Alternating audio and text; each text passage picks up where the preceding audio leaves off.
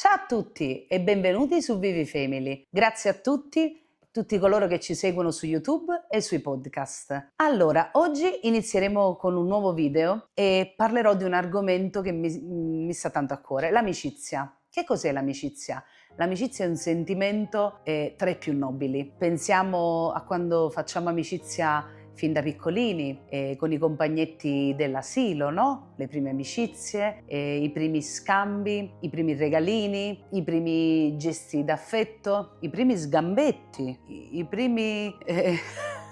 no? Un po' ti spingono, fanno queste mosse strane. Ecco, l'amicizia racchiude tante cose e io penso che sia uno tra i primi sentimenti che noi nutriamo fin da quando siamo piccoli. Oltre la famiglia, i nostri affetti, e i genitori, i fratelli, poi subentrano subito gli amici. Gli amici possono essere i vicini di casa, tantissime persone. Io penso che in 37 anni ho conosciuto tantissime persone, centinaia di persone, tra i banchi di scuola, tra i compagni, tra i vicini quando andavo a trovare mia nonna in campagna, avevo gli amici della bici e andavamo a fare avventure. In campagna era bellissimo, io ricordo che non vedevo l'ora di andare lì e avevo gli amichetti della campagna, poi avevo gli amichetti, i vicini quando andavo in città dove stavo con i miei, e poi avevo gli amichetti di scuola, poi gli amichetti magari che inizi a fare delle attività extracurriculari, quindi dei corsi che conosci. Poi quando si inizia a uscire hai gli amici di più compagnie, quindi conosci una compagnia, un altro amico ti porta in un'altra compagnia e via via così tantissimi, fino ad arrivare ad oggi agli amici virtuali. Gli amici virtuali hanno superato, sono tantissimi, però che rapporti abbiamo con loro? Beh, direi quasi nulli. Molti di loro non ho nessun contatto, se mi dovessi chiedere ma chi è? Boh, non lo so. Magari avevamo amici in comune, l'ho accettato, e magari tantissimi mandano messaggi comunque di promozioni, di vendita dei prodotti, dimagranti e tantissime cose, perché c'è un business infinito. Però quelli non sono amici, che un amico virtuale che poi ti scrive per un interesse. Ecco, l'amicizia vera non deve avere un interesse. L'amicizia nasce così, casualmente, ci incontriamo, ci conosciamo, iniziamo a parlare, ma non deve avere mai un interesse. Quella non è un'amicizia, quella sarà un'amicizia destinata a finire, altrimenti diventiamo semplicemente, io divento la cliente di una consulente e viceversa, quindi non c'è rapporto di amicizia. Ed è quello forse lo sbaglio che io ho fatto nella mia vita, spesso di credere che delle persone potessero essere mie amiche al di là del lavoro, al di là dell'apporto lavorativo, che ci potesse essere qualcosa in più, che poi non si è rivelato tale. Oggi con la maturità e soprattutto quando poi si cresce, quindi non sono più quelle amicizie, no?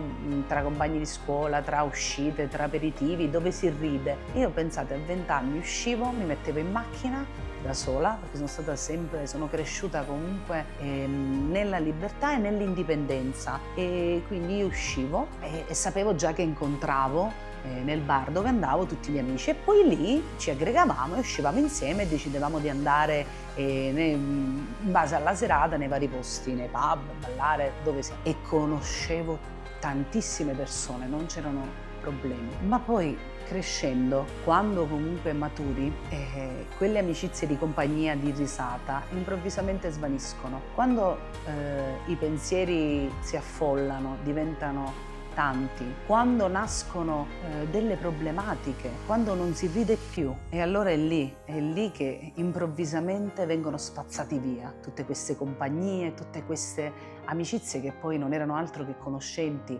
Magari tanta gente ha detto di volermi bene, chi lo sa, forse mi volevano bene a loro modo, e magari anch'io mi sono comportata come loro senza rendermene conto, perché tutti sbagliamo. E sicuramente ci sono tantissime persone che mi hanno conosciuto in varie fasi della mia vita che diranno il contrario l'un l'altro, Chi mi ha conosciuto quando ero, esempio, alle medie, ero molto timida, ero molto ingenua, molto, quindi non sapevo nulla e vivevo di amori platonici, quindi direbbero no, Irene era una persona timida.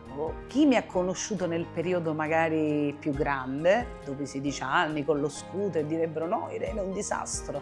Lei usciva con lo scooter sotto la pioggia, lei era una che usciva, che chiacchierava. Altre persone direbbero oggi, che magari la vedo seria, inquadrata, così. Chi ha ragione e chi ha torto? Ma alla fine tutti hanno ragione e tutti hanno torto. Sono sempre io, ma in varie fasi di crescita. Io tendenzialmente non sono una persona timida, ma se non conosco una persona sicuramente non mi lancio subito nel discorso, quindi aspetto un attimo di conoscerci per poi parlare. E poi una volta che parliamo mi piace anche scherzare, non sono una persona come dire troppo preimpostata, eppure alcuni hanno avuto quest'idea di me. Ognuno si fa un'idea di ciò che diamo e molto spesso non è ciò che siamo veramente. Ma quante persone rimangono poi nella vita?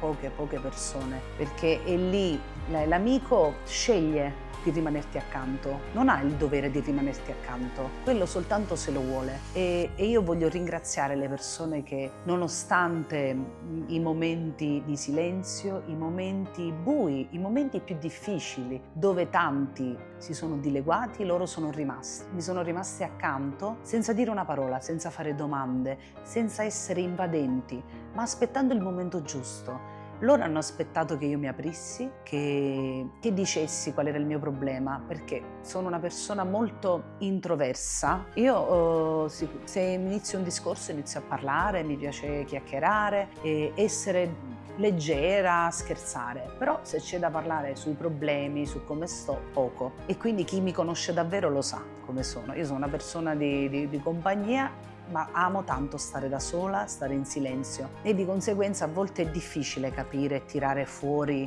veramente la mia essenza. E chi mi è rimasto accanto è perché ha capito i miei silenzi, li ha ascoltati oltre le parole ed è andato oltre perché c'è un profondo volersi bene, mi ha scelto. E io dico sempre la cosa più bella è quando hai a cuore qualcuno. Quante persone noi abbiamo a cuore? Ecco, le persone che sono mie amiche e che io sono amica loro di conseguenza, loro mi stanno a cuore. E quanto è bello dire mi stai a cuore. Non è una frase fatta, perché quando vuoi bene a una persona ti preoccupi di quella persona, ti preoccupi come sta e anche se non ci sentiamo tutti i giorni mandi un messaggio, se succede qualcosa io sono agitata per una mia amica o per i loro figli e ho l'interesse di sapere come stanno, nonostante a volte abbiamo una vita così frenetica, così piena di impegni che non è facile sentirsi, ma voglio veramente bene a quella persona, mi preoccupo perché mi sta a cuore. E oggi spesso noi siamo pieni di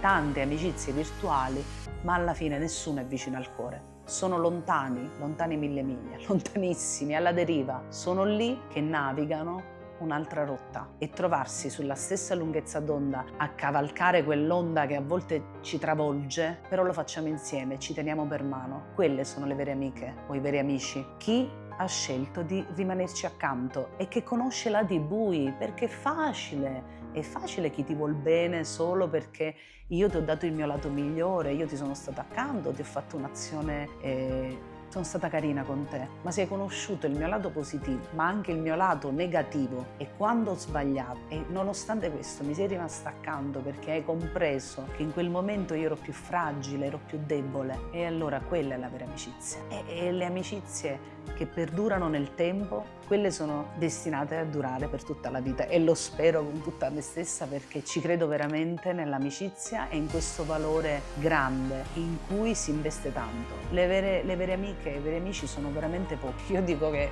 non si contano su una mano e sono coloro che rimangono sempre accanto anche quando non li vedi, anche quando noi abitiamo tutti lontani, da quando io mi sono trasferita con le amicizie storiche che ci conosciamo da una vita. Eppure la distanza non ha mai implicato sul nostro rapporto, anzi io credo che forse l'ha anche fortificato, perché il rapporto non è vedersi tutti i giorni e magari essere poi lontani, ma essere distanti come lo siamo noi, però essere sempre vicini col cuore, una vicinanza, un sollievo, essere d'aiuto, un consiglio, questa è la vera amicizia. E oggi io ringrazio le mie amiche e devo dire loro mi hanno dato sempre un sacco di consigli che io non ho seguito perché non è detto che uno segue i consigli e anch'io do a loro dei consigli che anche loro non hanno seguito all'inizio, come me poi dopo riascoltando, no? Dici, ah, era un buon consiglio quello che... E questo fa piacere questo scambio, no? Perché alla fine tutti dobbiamo arrivare a capire poi qual è la cosa più giusta da fare, magari non sempre arriviamo subito, non ascoltiamo subito quel consiglio, però dopo avviene nel cervelletto quel momento X in cui dice c'aveva ragione la mia amica che mi ha dato quel consiglio, adesso lo faccio. Poi magari la chiamo e gli dico ma sai che avevi ragione, quanto è bello sentirsi dire avevi ragione, mi hai dato un consiglio bellissimo. Bene, questa è la cosa più bella che potessi sentirmi dire. Quindi ascoltiamo i consigli quando sono dei consigli edificanti e positivi e soprattutto teniamoci strette le persone che ci vogliono bene indipendentemente da tutto e da ogni cosa, perché sono poche quelle persone, però sono lì, sono pronte a tenerci la mano in ogni momento, senza nessun dovere, soltanto perché ci tengono nel cuore, ci sono vicine. Questa è la cosa più bella. Vi lascio con questo video e spero di rivederci presto. Vi ricordo di iscrivervi e vi mando un grande abbraccio. Ciao!